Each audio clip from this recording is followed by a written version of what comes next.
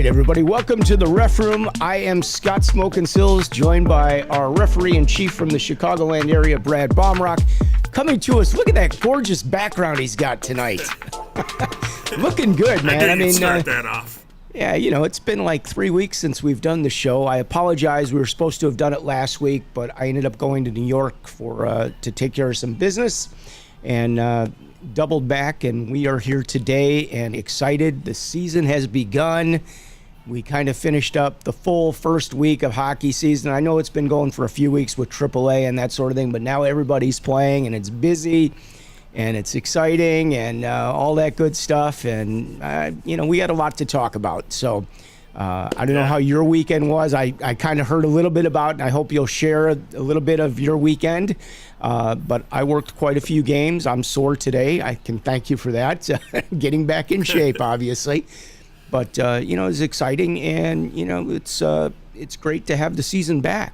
We've missed it. I mean, hockey, we've been doing the show like every couple weeks. Now we'll be back on our regular schedule, Mondays right here, 5:30 p.m. We'll be trying to do it weekly, of course, as we go through the hockey season. So we'll be in our full season just mode. Skipping holidays. Yeah, exactly. Just skipping holidays, right? Yeah. And, I mean, and Scott, how do you like the swag, guys? You know, you can get your own Ref Room T-shirt. We've got them on the website, not on the website, but I'll post a link to the store that we have these, and we'll have some other stuff. We've got some really cool coffee mugs. Now this one's a Hot Mix 5, but we have the Ref Room coffee mugs up there as well. So we're going to add some more merchandise. If you guys are interested, you can get some Ref Room gear so you can look cool going into the building to work on your games, okay? With that being said, today we were going to talk a little bit about some face-off situations. We've covered this over the last couple of years, but I've noticed a lot. It seems like we have a lot of up-and-coming referees, newer partners that are, you know, moving from that level 1 or 2 into the level 3, and they're starting to see the better games now. And I think we need to cover some of this material to help them through where some of these face-offs need to be. You know, Scott, I think the 9 dots, when USA Hockey went to the 9 dots, it really did assist the referees in their job and what we're doing. You know, you can never give a territorial advantage when there's a violation of the rules, right? So you're always going to move back to that next set of dots or that single dot in center ice, right? And, you know, that sounds very, very simple, but of course, because hockey is North American and very Canadian, it has to be super complex on top of it. So we're going to cover some of that stuff as well, because some of these situations are very odd and very case specific. And you know what? In a seminar, while you're there for 8 hours and you're doing 4 hours of Zoom and your modules and all that stuff, you know, it can get very confusing, even though it's 9 dots and it does sound very simple. It can get very confusing. So I think I'm 100% with you, Scott, and I've seen it to where I've had to point where a faceoff has to go and stuff like that in higher level games. But that's not a downfall, I don't think, to those officials. I think that's just a downfall to how complex our rules are. But it also goes into how can we get better at the rules, and that's what every official should be concentrating on every time they're on the ice. Yeah, you should be focused on making sure that the face-off is in the correct location, because it is a distinct advantage or disadvantage to a particular team based on, you know, is their center left-handed or right-handed that's out there that's going to take the draw. He may have an advantage now that he wasn't entitled to versus a disadvantage that he shouldn't have been put in that situation. So you do need to be aware of where your face-off locations are. And I think one of the more tougher ones for a lot of the guys coming up is understanding if you have a stoppage during a penalty, just because you've had a penalty, a delayed penalty, the face-off is typically in the offending team's end zone. But it depends on how play was stopped. If play was stopped for an offsides or for an icing, or if the team that is not committing the penalty causes the stoppage of play, that puck is going to be in a different location. And I think a lot of people don't really understand that very clearly. So I think we'll talk about some of that stuff today. And, you know, I'm going to let you kind of take it from here. The other thing that's a big thing is, you know, if a puck is shot in and it goes up on the netting, If the team that shot it, if the offensive team shoots it into the zone and it goes up on the net, like the back of the net, give them a second or two to try to work it out. If they can't work it out, and you have 3 seconds, yes. Well, I can only see two fingers, but 2 seconds? Yeah, it's two. I thought it was 2 3 seconds. The third one, you shut play down. Okay, there you go. I knew it was 3. But anyway, you're going to shut play down. That faceoff is going to come back outside, providing the defensive team did not touch the puck. If the defensive team touches the puck in that situation, they get a stick on it, or the goalie decides to reach around to freeze that puck and cover it, or the puck goes up on the top of the net. If the puck goes on the top of the net and nobody from the defensive team has done anything, it goes outside. But if the goalie or the players come over to cover the top of it to ensure the face-off, it's going to go inside. And I think we've seen some... So I think you covered too much too fast. So let's go to the easy one. Let's go with the easy one first. So puck is up onto the basket of the netting. That's where Scott's referring to the top. So immediately the puck goes onto that basket, we immediately shut play down. There is no scramble for that puck. Nobody has any opportunity to play that puck off. Right. The reasoning is, especially with the younger players, they may not be as tall as the net. We don't want any injury potential in order to have a stick go up there and catch an official or a player that's playing, anything like that. So second it goes on the basket, it's 100% shut down. If it's put onto that basket by the offensive team, it's always going to go outside the zone. If it's put onto that basket by an act of the defending team, whether it deflects off them, they shoot it off the glass, every once in a while they'll try and flip it over the back of the net, which I think is like suicide in hockey. But I do see it every once in a while. And I have seen it where it hits that back bar and tumbles on and stays up there. It stays inside the zone. So if it's on that webbing, on that netting, on the basket of the net, so the top part, okay, that is an automatic shutdown. And whoever the offending team that put it on that net is, either the defensive team or the offensive team, dictates where your next face-off is going to be. If the offensive team puts it on the net, it automatically comes outside. If the defensive team puts it on the net by any doing, it stays inside. So now let's talk about the actual skeleton of the net, right? Let's call it that. So the outside, right? The place that all the holes happen. Okay, so while we have that skeleton, when the puck goes up there, you do have that 2 seconds, the third second, you do shut it down, and then you would assess who put it onto the net. If the offensive team put it onto the net, as Scott said, and the defensive team didn't have any time to play it, or they chose not to play it, that puck is going to be taken outside the zone and faced off outside the zone. If the offending team comes up, because defensemen are very creative nowadays, and stick their stick on top of it so the offensive team can't pop it off, it's going to stay inside that zone. If there's an act caused by the defending team in order to force that stoppage, because that puck was tossed onto that skeleton of the net, let's call it, that would remain inside. Also, if the goalie covers it. Now, a big question that I hear from a lot of officials is, let's say it goes onto that net and they pop that net and it pops up, this far on the net, a foot or whatever, and goes back down. You restart your count. So you have to be fluid with the situation that's going on, because that defensive team may want to play it. It may be in their advantage to try and play that off, because maybe they have a guy that's, out way up high because one of the defensemen came in with the 3 offensemen. They got 2 guys that are ready for a 2-on-1. So we have to be very fluent and pay attention to our surroundings. If the offensive guy comes and pops it up, he's trying to get it off. We're going to let him continue that until it stays, or until there's no ability for either team to play it, just like a puck being caught against the boards. And then you'll assess who put it onto the net, how did it get there, and you'll determine whether it's inside or outside. If the offensive team put it onto the net and that stoppage was by the offensive team, it's coming outside. If it's in the defensive zone and it went onto the net by that defensive team, it's going to stay inside. That's just where it's going to be. So that's the pure breakdown of it. You touched on something there, and I want to hit on this a little bit too, because you talked about a puck going up against the boards and players trying to keep the puck up against the boards. I've seen some officials just shut play down, and it's like, guys, you don't just shut play down because the puck is up against the boards. You talk to the players, you get them to work it out, let them know you're watching. Don't do anything stupid. Whatever you have to do to talk them through to get that puck moving and play going. But if the offensive team you're in the offensive zone and you're the offensive team that's got that puck up against the boards, and let's say all of a sudden you fall down on the puck, now it's a whistle, and that puck is going to come outside for the faceoff. On the other hand, if it was the defensive team that was in there and you're forechecking and that defensive player falls down on the puck and it's covered, you're going to blow the whistle and the faceoff will be in the zone. But you got to let the players play the puck. Just because somebody gets up against the boards, two guys, doesn't mean you're going to shut down play. And I have seen some officials do that recently.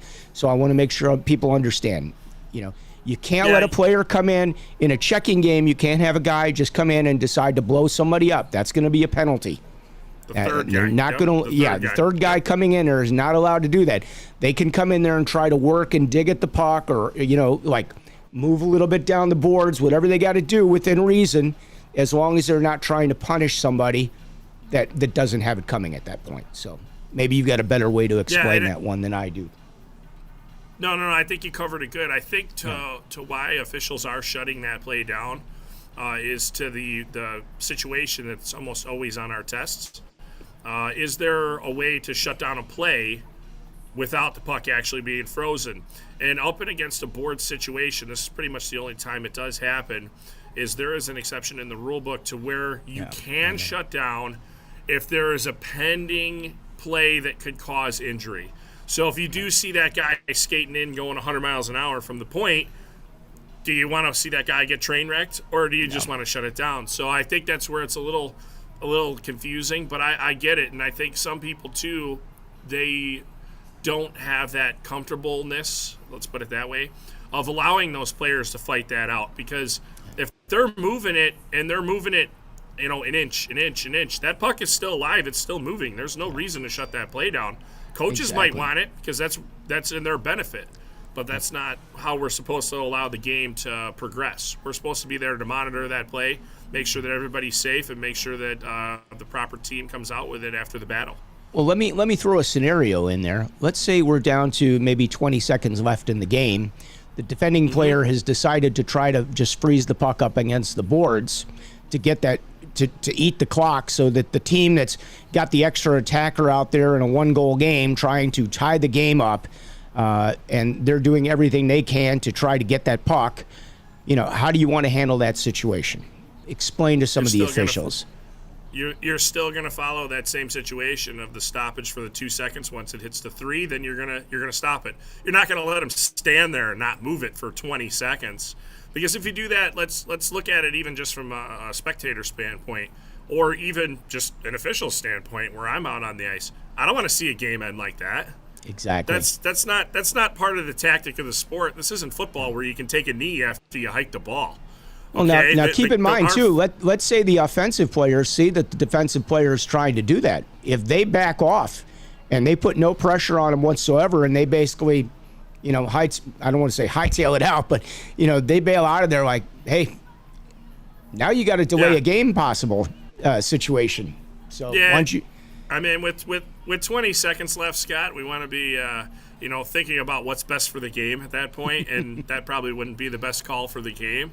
But, it could be a possibility. But then again, if they're hightailing it out of there, guess what? The puck still has to be kept in motion. So you revert back to the puck being kept in motion, and it should really kind of self-explain itself. The defensive player should be moving that puck along the boards for sure.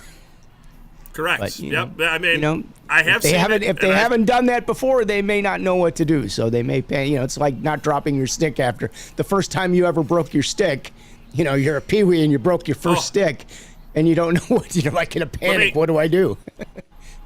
Let me tell you about this. So I was reffing a college game this weekend, and a team that they had no penalties against them. It's like it was still the first period. Defenseman breaks his stick. No big deal, right? Like, it happens all the time. The guy takes the thing and winds it up with his wrist and chucks it head high, misses me by about 3 feet. Like, just throws it in the corner from 55 feet away. I put my arm up, put the guy in the box. Absolutely. I'm like, are you kidding me? You almost just killed me with that stick. Like, if he would have hit me with that stick, now he's got a DQ. Okay? Yep. Like, use your head. If you break your stick, you can't throw it into the corner. You have to drop it. It says so you're going to give him a 2-minute penalty for like, the equipment violation, basically, the broken stick.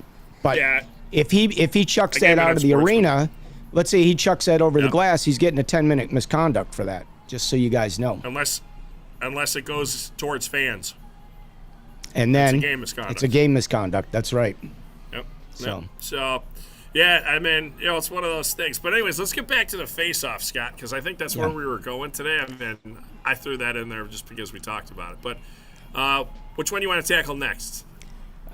You pick. Let's talk about an intentional, possible intentional offsides, a shot with a goaltender. The player is outside the blue line. He has players offside, and I saw this in one of my games this week, and it was ruled incorrectly because, just because somebody is offside at the time and the player shoots the puck on goal does not necessarily mean that it is an intentional offside. If that is a timing play and all the players are trying to escape the zone while this guy is trying to time his shot to put it back in and they're off by a stride, you don't penalize that team and take it all the way down. And I saw a younger official do that took it all the way down, and shouldn't happen. That is not an intentional offside. The players are trying to make a legal play. It's called a timing play. But in a lot of situations, you will see you've got, 3 guys down at the goal line, nobody's moving, and then this guy decides to just crank up a clapper at the goaltender, on net, of course, and that is going to be an intentional offside. Anytime you don't make any kind of attempt to have a legal play, and you'll see this a lot, and I think the players have gotten really good at this. I got to give them a lot of credit, even at the squirt and Pee Wee levels, at the higher level of hockey, at Tier 2, Tier 1. You very, very rarely see a defenseman just give the puck up and put it back into the zone. Yep. They are trained nowadays to just retain that puck at all costs. You do not give the puck away. There's no more dump and chase, okay? So when you have a defenseman that's, near the red line and he's panicking and he's got guys in the zone and he's not even looking, he's sideways and he shoots the puck into the zone, yeah, you've got your intentional offside. Now you can take it all the way down. But if they are trying to make a legal play, like, he's had his head up, he's made a couple moves, he's got another guy he's trying to time coming out of the zone, that is not going to be an intentional offside. That is going to be a neutral zone face-off at the dot if they were close enough. If it was shot in and it was a timing play, it might come back to center ice or wherever the puck was shot from, so you're not giving them an advantage. But I think that's one that we've seen a lot of lately, and I think that's, again, some of our younger officials that are starting to work higher levels of hockey are not quite used to seeing that type of play. Yeah, and if you're calling intentional offsides in every game that you're refereeing, you are definitely calling intentional offsides incorrectly.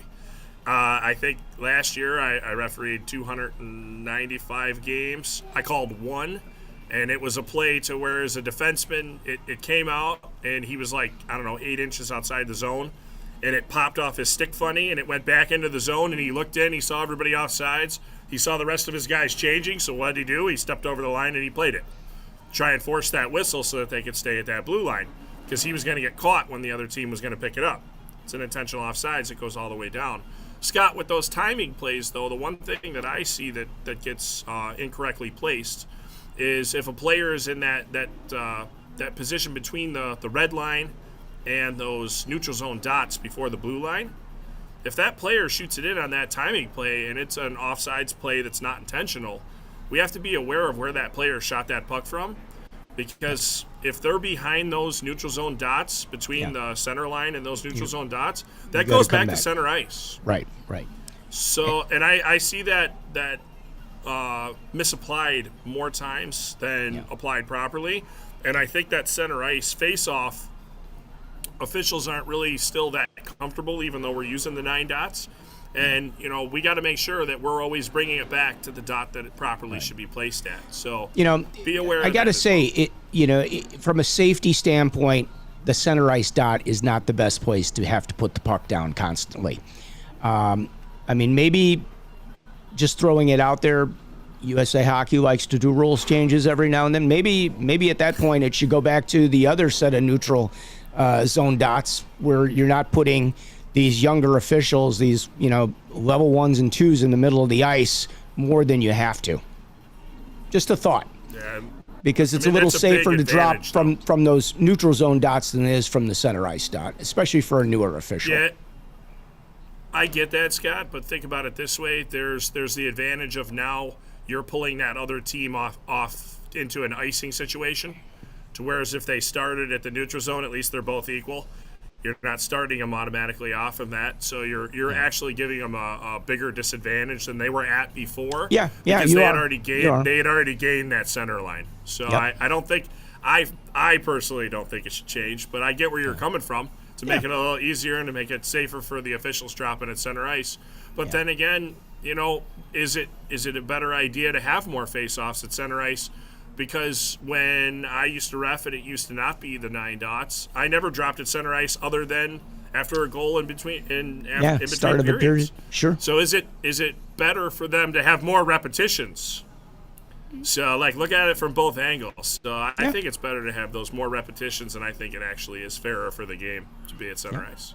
Yeah, I don't have a problem with where it is. I'm just pointing out for some of the newer officials, it's a little tougher for them to get out of that center ice face-off spot safely, as easily as it would be if they were at the other dots. That's all. So, I hear anyway, you. They'll learn.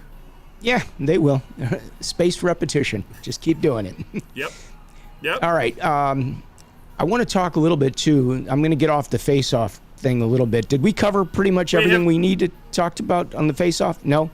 All right. Well, then you keep going before I sidewind us before here. You derail us. Exactly. All right. So since we're talking about offending teams, and also we already covered a little bit about delayed penalties. So if you have a delayed penalty, so if the offensive team goes off sides, like Scott says, on a delayed penalty, that's a stoppage. Okay, we do have a good stoppage, so that proceeds as normal.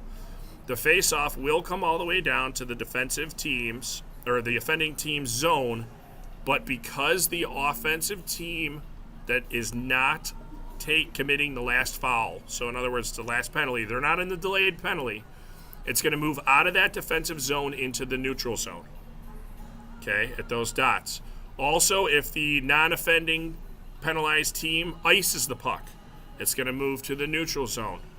If they shoot it out of play, it's going to move to the neutral zone. If they high stick it out of play, though, it's going to follow the high sticking rule, and it's going to go all the way down. But then it's going to then come back out again. Comes back up one dot. Which is awkward, but just so you guys know. So it's like an icing. You'd have the icing. It would come all the way down, but because the other team had the penalty, it comes out of the zone. It would be the same with that high stick in that situation. Correct. All the way down, but then it would come one dot back to the neutral zone. So the other two situations that I know that we do need to cover is if there's a high stick on net. Okay, so the offensive team's in the zone, defenseman rips that big clapper in that Might A2 game, and the little guy puts a stick up and he high sticks it on net. Okay, it bounces off the goalie's chest. Play is allowed to continue. Okay, it's until the team gains possession and control. So if the offensive team picks it up again, it's a stoppage. It's going to go all the way down the ice for the high stick. If the defensive team picks it up, play is going to proceed as normal. There is an exception to this rule. A high stick on the net that the goalie is forced to freeze or play. So subsequently they catch it and drop it and play it out with their stick. Or they freeze it. That is forcing them to play the puck with an illegal act, the high stick. It's going to go all the way down. Okay, so if it hits them in the chest, it keeps going. We're going to proceed as normal, like with a high stick. But if they're forced to play the puck on that high stick, you are going to shut it down immediately, and you're going to bring it all the way down. Well, as long as you're on that scenario, give it to them if it's batted on net with a hand. That's where I'm going. That's where I'm going next. So I was gonna say, brilliant minds think alike. Yes. I did get an email about this, actually. Interestingly enough, on the way out here to where I'm at. Scott didn't tell you where I'm at. I'm at a Giordano's because we're gonna have our board meeting here. So free plug. They better give you a slice of pizza to send my way. I'll FedEx it to you next week when it's hard. But anyway, so if it's any offensive team that hand passes the puck onto the net, it's an automatic stoppage. Okay, whether it goes in, whether it's on the goalie and it hits them, whether any hand pass towards the offensive net, so towards their offensive net, goes automatically outside. If it goes into the net, it's going to be a stoppage. You're going to wave off the goal. Most importantly, wave off the goal so that everybody knows what's going on. That's your first thing after you hit the whistle. Hit the whistle, then wave off the goal, and it's going to go outside. It's not a penalty for anything. No hand pass or anything like that on anybody. Penalty, so there isn't any penalty. But it will go outside into that neutral zone as well. Let's give them one more scenario with something that's kind of similar to that. Let's give them the scenario that you have a play coming into, you have a player still in the offensive zone, but the puck has come out of the offensive zone. It's back in the neutral zone, and somebody bangs it. The scenario I'm looking for really is no control, and it's a whistle. It would be in a delayed offside, so it would be more in a situation, I guess it was a high school game, high school rules or adult rule for the delayed, where there's no possession. It's banged in. Yeah, we'll stay away from that one. Yeah, let's not cover that one. Yeah, we won't go there. Yeah, let's stay. We'll go away from that one. All right. Yeah, that's a little complex, especially because only one level works with that rule right now. Okay. Did you cover all your face-off locations you wanted to talk about? I think I got everything other than premature goalie substitution. Okay. I want to say hello to a couple people. We got some comments, so I do want to recognize everybody. We got quite a few people that are watching today. Thank you for doing that.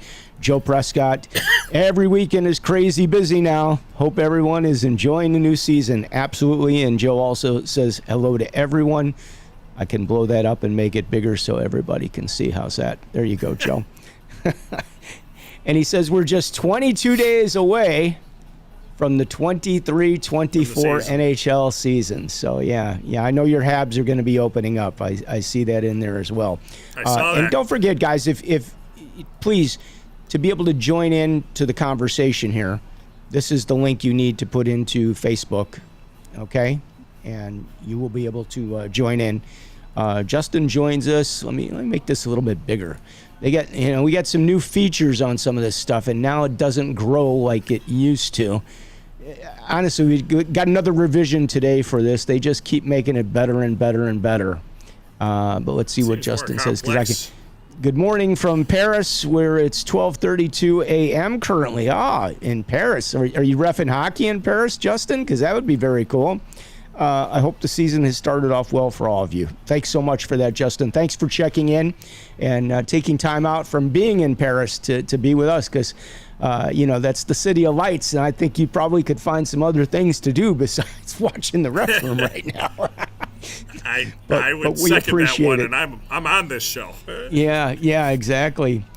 See, now here's an example. If somebody would put in their information, this would show up as to who they are. Sticks above, I think they mean above the shoulder where the face off. How is Frankie? Oh, that must be Alan. Love the shirt, Scott. Yeah. Frankie's doing great. Actually, Frankie made the trip to New York with me. Frankie doesn't even like driving in the car, and we drove 30 hours round trip to New York together, okay? And she was a trooper. She was awesome. So I know she was worn out for a couple days and basically didn't do anything but sleep when she came back, because I think she was wide awake for 2 days, okay? And Alan says, love the hat, Scott. Well, how about, oops, moved the wrong thing. Love the hat. How about the T-shirt, Alan? I mean, look at the T-shirt. We got Ref Room T-shirt. Cool stuff anyway. And Joe says hello to Justin. All right, with that being said, so the next thing I kind of wanted to cover is looking like an official. This is a pet peeve of mine, and if you've ever been evaluated by me... Okay. Hold on. I'm going to interrupt you because you're going on this broad spectrum, and I know where you're going with this because we talked about it. So Scott is not referring to looking as an official, showing up in your official's equipment properly. He is talking about your actions and movements on the ice. Go. I gave him a premise. Well, I do want to talk about your officials' gear as well, because, as we all like to have our own very unique fashion statement that we make, you see Brad rocking his A-high hat, which I love, by the way, and is that the Mark Gore T-shirt from the golf outing, or polo from the golf outing? Yeah. Yep. I'm rocking the hat, the glad. Like we all got our fashion statement that we like to make, but when we hit the ice, we should be looking like a referee or a linesman. We should not be looking like I got a hoodie underneath my jersey with the hoodie hanging out. When was the last time you went and saw, like a higher level hockey game and the official had a hoodie hanging out of the back of his jersey? Okay? Doesn't happen. If you play for... Other than what? If you're refereeing an outdoor game and you need to stay warm and it's below zero, I don't do outdoors, so I'm not even going to go down the outdoor road. I'd probably tell you to put on a parka, okay, and paint stripes on it or tape. Put tape on it. You'll be fine. But my point being... We're talking about... Hang on. Yeah, Scott, we're talking about where hockey is meant to be played, indoors. Right, now exactly. Go. Yeah. You have a zipper on your jersey, on your sweater, okay? It's not to be unzipped all the way. Like, you should bring it up. Now, I get, some of the guys are, Brad is a little bit bigger guy. He may keep the zipper down a couple inches for comfort. I get that. It's a speed hole. Right. Got no problem with that. But when the thing is all the way down, you have no shin tights. Your pants are in the back of your pant legs, in the back of your skates. And you've got, gloves on and bandanas and all kinds of strange things going on in your wardrobe. You need to check yourself, okay? You need to check yourself because you're going to have zero credibility with any coach, any parent, any player. They're all going to look at you like, are you a clown? Like, I'm serious. And if you came out there and looked the part, now you have to prove that you don't know what you're doing, but you're going to have the benefit of the doubt when you hit the ice that you do know what you're doing, instead of trying to dig yourself out from a hole. You could be the best referee. You could be, pick your favorite NHL referee. Who's your favorite NHL referee? Besides Joe Prescott. They've all retired. I think your bandana comment, though, is not pertaining to where we do have referees that keep their long hair up into a bandana so it's in their helmet so that you can't see it. You're talking about the guy where he's got it around his neck. I'm talking about seen wearing this before. I know. Stuff out. Yeah. Yep. That's all. Just saying, the better your uniform looks out there, the more professional you are going to look when you hit the ice, the more credibility you're going to be given when you hit the ice. Again, if you were an NHL referee coming out and you were dressed like that, you're probably going to be a damn good official. You're going to skate well, you're going to look good, but you're going to have to prove that to somebody. It might take 20 minutes for somebody to go, that guy looks like a clown. But boy, he's awfully good. He skates really well, or, he knows what he's doing, but he looks like a clown. Versus if you went out there and you were dressed appropriately and you looked the part, people wouldn't think you were a clown to start with. And I don't take that the wrong way. Make the hill smaller. Make the hill smaller is what you're saying. I'm just saying there is, like a look to being an official, and I think we should all try to achieve that. That's all. Do our best to attempt it. Yeah, and we have a lot of officials that are moving up to the next level, and you're taking this more seriously. You're moving up. You're becoming a 2, or you're becoming a 3, or maybe you're even becoming a 4. You should be kind of figuring out that this is something that you want to do, and you should be looking the part, because you are being paid to look the part and do the job and, be better than the person that's just starting out. I get it. You're just starting out. I get no problem. You're level 1. Great. You got a pair of sweatpants. You got stickers on your hat. I get it. You're still trying the game out. You're still learning. See if this is for you. Awesome. Glad you're here. Love it. But now you've done 50 games as a level 1. Probably time to get a pair of pants. Yeah. Probably time to put some white laces in your skates. Maybe time to take the stickers off your helmet. You know, little things that start to make a difference as you're starting to see those better games. And for those guys, you want to work the better games. I don't think if a scheduler looked at you and saw you looking like that, they'd want to give you a better game, to be honest with you, because they're going to be like, you're not ready for it. You need to look the part. And I've seen some of our officials, and I'm not going to, that have grown up, and I've watched them from the start, and I'm blown away. Like, now they are so serious about it. Their signals are so crisp. Their uniform is immaculate. They are so proud. They take such great pride in everything that they do at the rink, the way they walk in the rink, the way they pack their bag, the way they look on the ice, the way they skate. I mean, they have just become true professionals at their job of reffing. Craft. And I couldn't be it's a craft. Happier. Yeah, their craft. And I couldn't be happier and more proud of those guys to see when they start to make that move up the ladder like that. So it's early in the season. You know, now's your chance to try to improve yourself for the season. Oh, I think we got a lot of comments now coming in, so let's look at a few of these because I'm sure I'm gonna. Yeah. All right, Bobby. Welcome to the show, Bobby. I was looking at some pros and I saw no shin tights and laces not white. Okay, I could believe that, and I'll tell you a couple things, Bobby. One of the things with regard to the laces, it's very possible that you had an official that might have had his bag lost at the airport. Very possible. And he's skating in a pair of skates that's at the... Yeah. Scott, let me tell you, I'll clarify a lot of this. Okay. In the NHL, about 50% of those guys don't tuck their laces in. Yeah. Just telling you. Yeah, I know. That's a new thing that started over the past couple of years. Yeah. So... Do they have the pant leg in the back of their skate? Is the pant leg in the back of their skate? No. No. Because they will put a piece of tape over, or they will still wear a shin pad. Yeah, the laces might be out. Yep. The laces are out, but the pant leg where you're representing the Bloods or the Crips is the problem that you're talking about. Yeah. And if you are, then you mean need that red blue bandanas like a cowboy isn't acceptable. Yeah, I'm thinking, like the bandana, like if you're old school like me, they had the movies where they had the hobo and he had the stick and he tied his little merchandise on the stick and carried it. That's the one I'm talking about. Yeah. Okay, and he said, I just had that discussion with my partner the other day. Yeah, that's about right. G-Man Hong here. Hey, G-Man. Great to have you on the show. Thanks for checking in. I don't know if we've had you on here before, but I certainly know who you are and, appreciate it.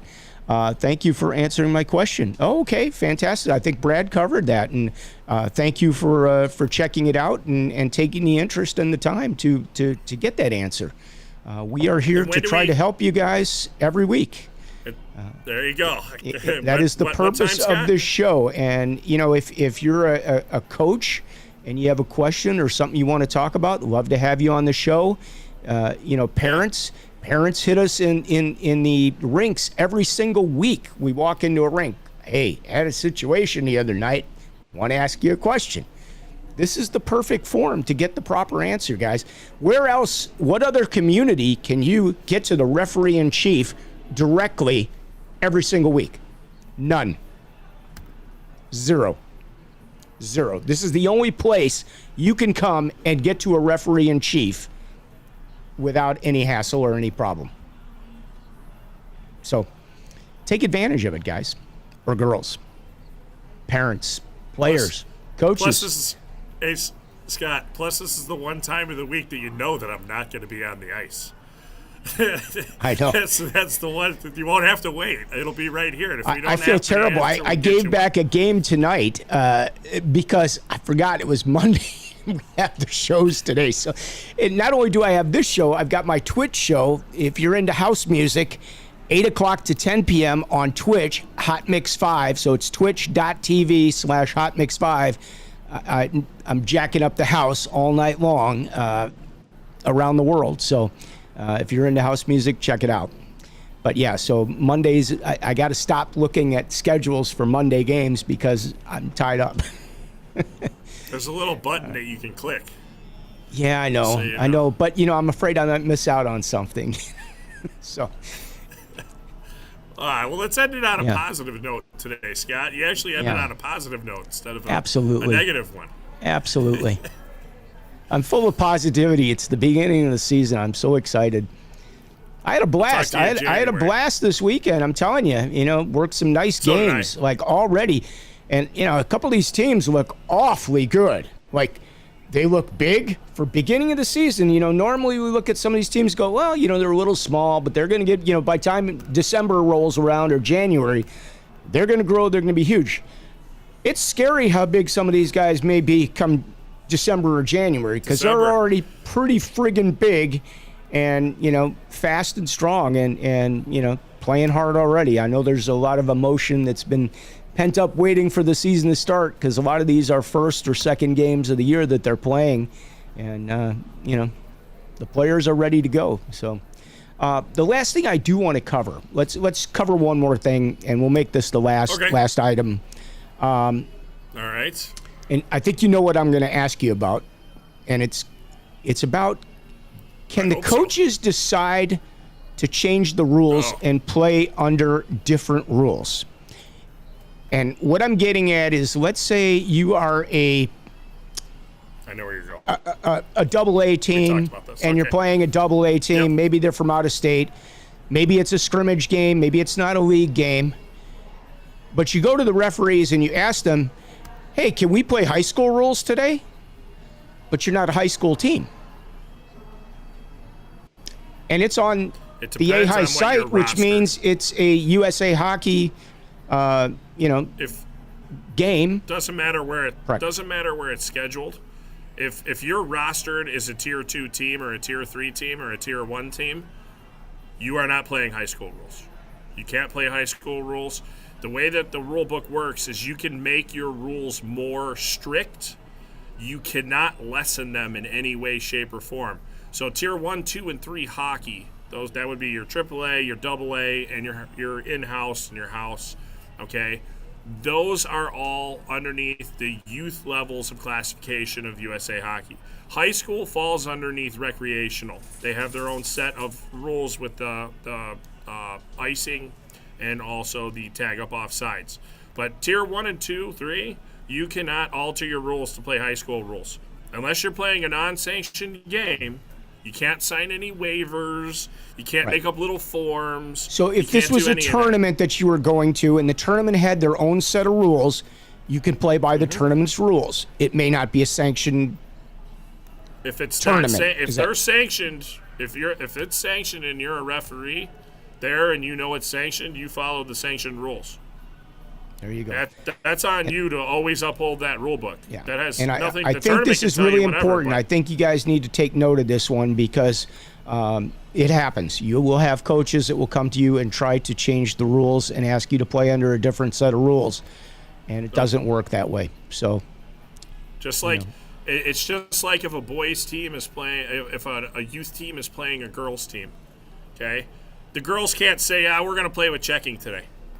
No. You have to play to the lesser of the two sets of rules. So if you have a high school team playing a tier 1, 2, or 3 team, you have to play down to the tier 1 or 2, 3 levels. You can't play up to the high school rules because they're more lenient. You have to revert back to the more strict rules of the two teams playing.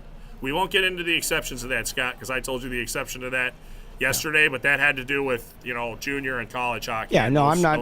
We're going to talk. We're talking youth hockey, which is pretty much what we're focused on. So I'm not going to take you off into a different youth classification, girls classification, and high school classification all fall underneath their own sets of standards there and also rules. And then there's the adult classification that falls underneath the other. You couldn't have two high school teams come out and say, hey, we're going to play adult rules today.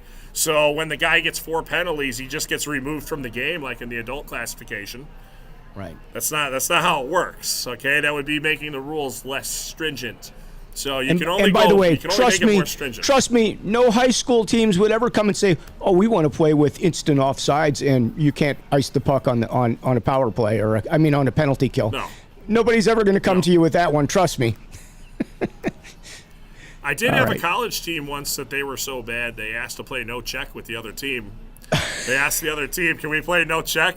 And the other team was kind of like, "Why?" They're like, "You're gonna kill us." But we just don't want to get beaten up against the boards too.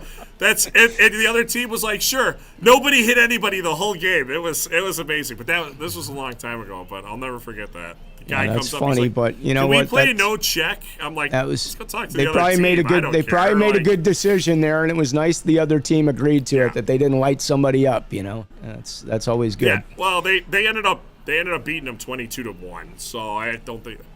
Well, maybe they didn't score that day. Did you have a running clock with that 22-1 score or no? I believe the two teams did agree to run the time too in an ACHA game in the third period. Well, when the other team scored the first goal, you should have stopped the game and said, "Last goal wins," and just get off the ice. That's all you're done. But with like ACHA, there's so many teams involved. Like that's why you see teams run the score up, because there's so many teams involved for those playoff spots. If that team beats the heck out of the team 22-1, well, if the other team goes lenient on them next week and beats them 7-1, well, guess what? There's that goal differential, and that goal differential from that game could keep that one team out.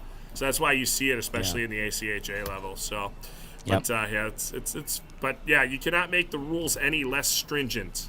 Would be the proper verbiage there. So. But you can't do that. There's no waivers. You can't referee without a helmet because you forgot it because you signed a waiver. Okay, you can't do it. You cannot. And guys and girls, referees, when you come on the ice, your helmet should be on from the time you step on the ice until the time you step off the ice. Now I get you got a problem with the helmet. You need to make an adjustment. Get off the ice and make the adjustment if you can. Do not stand out there without the helmet. It's not a good idea. And yes, your chin strap should be fast. And I get some of the guys go out there for a few minutes without the chin strap. It's frowned upon, but I get it. But don't be out there without the helmet on. You shouldn't be taking your helmet off at the end of the game and waiting for some player not paying attention that catches an edge and comes over and bangs into you and sends you flying headfirst into the ice. It's just not a good idea. And make sure the players, especially the goalie, a lot of goalies like to lift up their mask after and go to the handshake line. Man, you have an opponent that's teed off at you. You said something to that opponent earlier, and now you've got your mask up when you're not paying attention at the end of the game. What do you think is going to happen? Nothing good. So referees, linesmen, watch for that. If you see players picking those helmets up or those shields up, make them put them back down. Don't let them continue in the face in the handshake line without them. All right, I'm getting off my soapbox now. I didn't even really jump up there because I these are just things the newer officials need to look out for and need to be aware of. That's what we're trying to show you guys today. And you know what, Scott? When I see a player without their helmet on, I immediately go up to them and I go, "Look, I want you to cure cancer, not scramble your egg here. Like, come on, put your helmet on." And most of them laugh about it and they put their helmet on, or you'll get the occasional one that'll be like, "There's no way I'm curing cancer. I'll be lucky if I can get out of high school." So, like, you get some mixed responses. So, but, just it shows that you care about them. A little levity to the situation helps out. But also, letting them know, hey, I'd rather see you do something more important with your life than get hurt out here. Most people are going to understand that and respond to it accordingly and not give you that hard time that some of the other players do if you demand them to put their helmet on. Right. And the other thing is, even if they're sitting in the penalty box for a penalty, they have to have the helmet on. Got to put it on. It can't be off. No. Okay. A lot of them think, "Oh, I'm sitting for 12 minutes. I'm just taking my helmet off and chilling out for 12 minutes." No, man, you're still part of the game. You got to have your helmet on. Yeah, because if they open that door, that puck's coming through it. I'll tell you, even the rink I was in last night, the penalty boxes have no glass on them, and they're right up next to the bench. You got parents sitting in there, and those pucks come flying over there. around the penalty, around the scorer's box, there's glass, which makes it even worse because now the puck goes flying, it hits the glass of the scorer's box and comes back and conks the parent in the head.